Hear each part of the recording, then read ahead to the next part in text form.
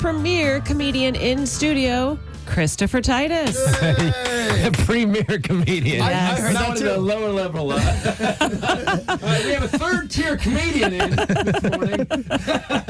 So, you know what? We're right just as we were going on. You said, and we're going to get back to all your stuff. We've got a couple of shows. I'll even start it right now. Christopher Titus, super funny, good friend of the show. He's filming a comedy special right now. It's called, how do you pronounce it? Amerigeddon. It is Amerigeddon. Is his mic okay? His mic sounds a little weird. His mic does sound weird. Is my mic weird? Yeah, I think it's us, not you, man. Okay, right, sorry. Now, there you go. That's because we don't have the kind of mics you can talk in. There you go. Yeah, exactly. Anyway, so we've got that. He's at the Tacoma Comedy Club. 2 shows tonight, right? 7:30 and 10:30? 2 shows tonight. Everything we sold out. Saturday we sold out. The only show that's available is Friday's second show. But Friday's second show is the show to go to because I'm still working on new stuff. So that's the show where like some stuff can break off. Plus, way drunker people. Always fun. So you just never know what's going to happen Friday. I played the Tacoma Comedy Club. They said, "Do you want a headline?" And I said, "Less than anything, man. If I have $1 in the bank, I'm not headlining a comedy club. It's horrifying. It's the scariest thing in the world." And then I started to feel okay about myself. I said, "Can I do a weird little show?" And they put me on at 5 o'clock on a Sunday to headline. 5 o'clock on Sunday, totally daylight out. How did that work? It went great. Everybody was drunk anyway. It's good. That's the Tacoma Comedy Club. So Christopher Titus, who's at the Tacoma Comedy Club tonight and tomorrow, you said something going into this right before we started talking. Your wife's a comic? She ran comedy clubs for a long time. That's how I met her, and actually our first lines to each other were I have my lav mic, and I had this day. It was in Shreveport, Louisiana. They had this soundboard this size. It looked like a shoebox, and I go, and like it wouldn't plug in. I had to use something like it was like the Eli Whitney cotton gin of soundboards. And I go, what the hell's wrong with your soundboard? She goes, wow, you're really a prima donna. I go, you're kind of a bitch, and that was literally our first 2 sentences. And she wasn't a comic, but she would give me jokes all the time. Like when I was writing Love Is Evil was part about her. She would go, hey, say this. And it was offensive to me. I was like, hey, you're not a comedian. Right. I'm keeping that joke because it's really funny. Right. But shut up.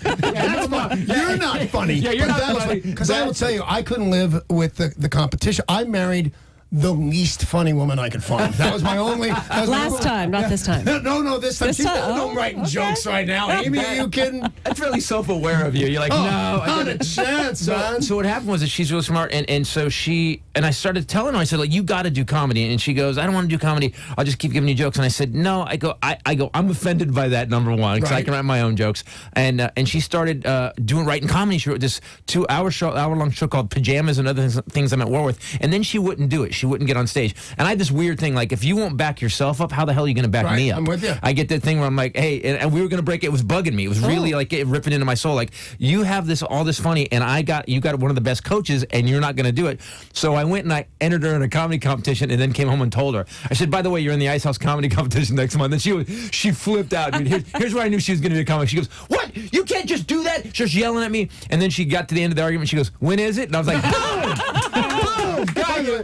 She came in second. For those of you that don't know, congratulations, by the way.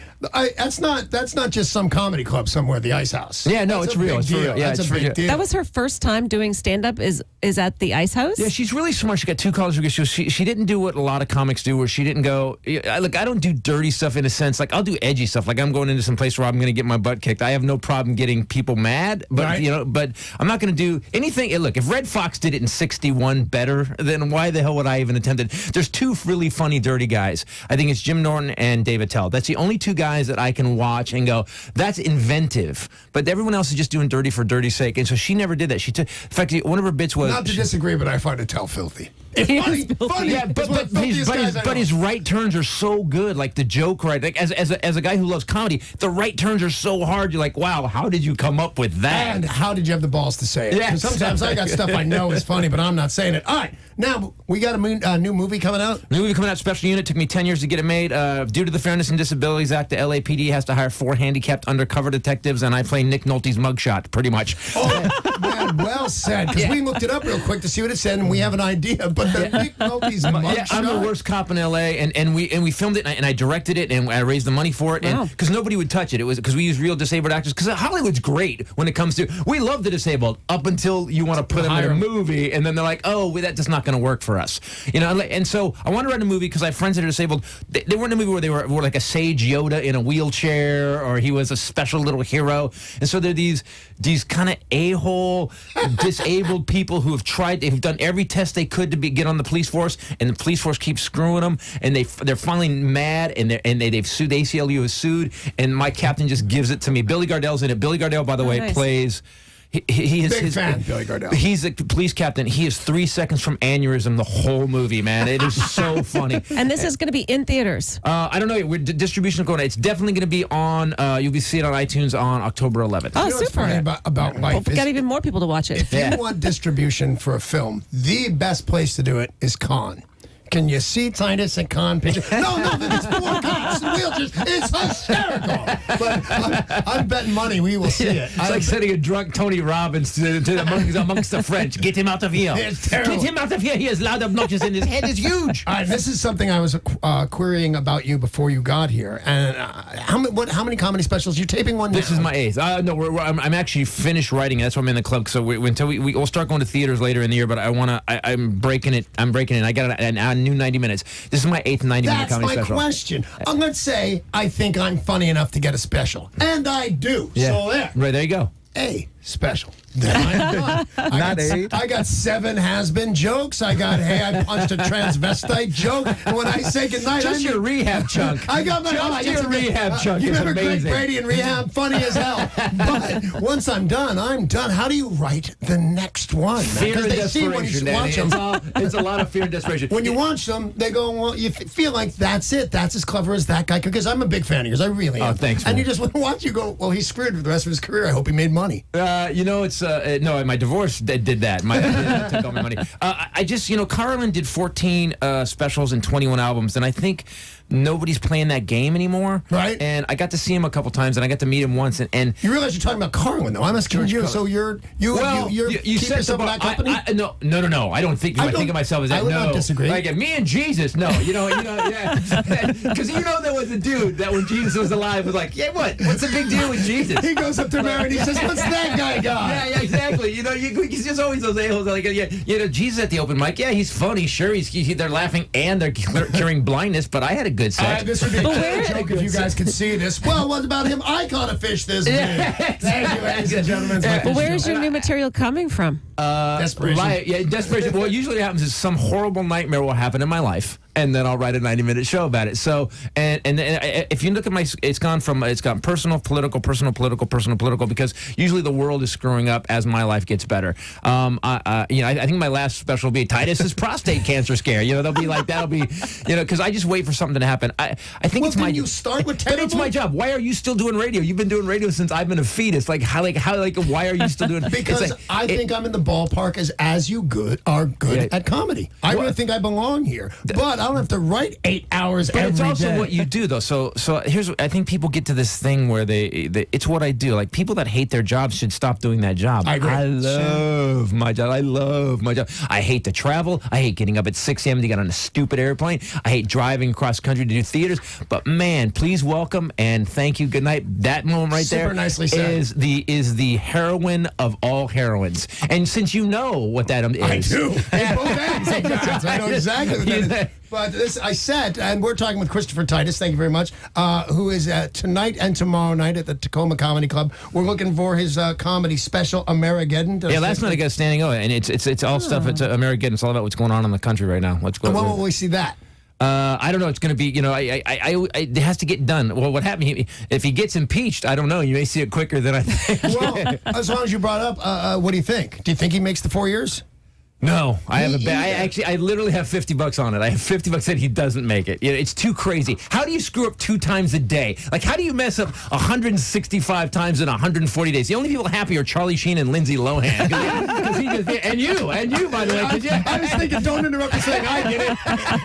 It's not really that hard if you apply yourself. There's some really good jokes in the thing. There's some stuff in what I'm tired of in our country is the aggressively stupid people. Like, people that think it's okay to be dumb. Like, do you know how hard it is to be stupid in 2017? You literally have to work your butt off. We have screens everywhere. The gas pump has screens. There's information. On top of being the smartest mammal to ever walk the planet, everyone has a phone in their hand that's got every piece of information from the beginning of recorded history, and it's 4 inches from your butthole. And literally, and you're still stupid? That's a weird way to look at it. I think most things that are important to me are 4 inches from my butthole. Exactly. Wow. Make a mental note, Titus. Oh, I feel honored, man. Thank you. So here, and people, and people talk about, clown 98% of climatologists say climate change is real, but 2% say it ain't. Well, that means it's inconclusive. Really? The jury's still Let me out. ask you a question then. If I'm 98% inside your girlfriend, is she cheating on you? I got it. Inconclusive. That's inconclusive. Hey, by the way, you got a podcast. I want to plug this for you. It's ChristopherTitus.com. Yeah. Go to Chris. It's the Titus podcast, and we do a thing called the Armageddon Update. If you like to keep up with the news and get kind of an unvarnished, no BS, I do a 5-minute I write comedy every week about what's going on in the news, and then like this one's called what's this called? Take Me Out at the Ball Game. That was this week. Dude, lightning fast though. I'm subscribing on iTunes as we speak. As we speak, Take Me Out at the Ball Game is a home run. Nice, very nice. Wow. Tickets are still available for tonight and tomorrow night. TacomaComedyClub.com. Actually sold out. We saw it tomorrow night. The only tickets available tonight. Oh, it's late tonight. I kind of just want to say that to break. I actually did that thing where I was like, we only got like 60 tickets left, man. And then I was like, nah, that would suck. That would just suck on me. I appreciate it. My wife actually goes, what is your word worth? And that's I live my life. That she goes, you're right. I go, you're right. So I got to drive in traffic to. Did she expect an answer? No, she knew. Because my wife would say to me, hey, what's your word worth? I go, $9. Who are you talking to? Did you see my paycheck? That's exactly what Some guy was doing work on my house in Los Angeles when my wife and I first met and lived together. And he's a construction guy, and I didn't trust him at all. It turned out he's an Italian guy, and he goes, you know what? We're the same kind of guy. And I went, oh, really? You'd also shoot me in the back of the head for $1? And he did not think that was that easy. We have a pair of tickets to give away to tonight's show, Yes. 10:30. The sold-out show, Christopher Titus. If you would like to go see Christopher Titus tonight at the Tacoma Comedy Club, call right now, 800-252-1025. We will give those tickets away to caller number 10. So call now, and if you would like to buy tickets, TacomaComedyClub.com. One last time, we'll say the podcast, ChristopherTitus.com or iTunes. Yeah. And thank you very much for coming in. And then the movie will be out on October 11th. You know what makes me very happy about Christopher What's Titus that? not being here every day? This is such a panic for me. Why? Because he's funny. Because he's very He's used to funny being around and us. is kind enough to appreciate it. When I say it, it's like, come on, man, it's been 8 minutes. Say something else really funny. Titus hasn't said anything nice about you in a little bit. You gotta stop living inside your own head, man. Where else am I I've gonna known go? you a long time. By the way, you're good, and we love you, Danny. All right, well, I feel very nice to it, Smiley. All right, we got a couple other things to get to. You are welcome to hang around. No, I'm good. Thanks, guys. I appreciate it. All right, kicking me thank out. you. Boy, it's good to see you. I'm like literally the runner of Okay, the get show. out. She's like, okay, make sure it's coming to the show, Titus. As she's pulling my mic away. Give me my mic back. If I don't have a girl tell me what to do, I am lost.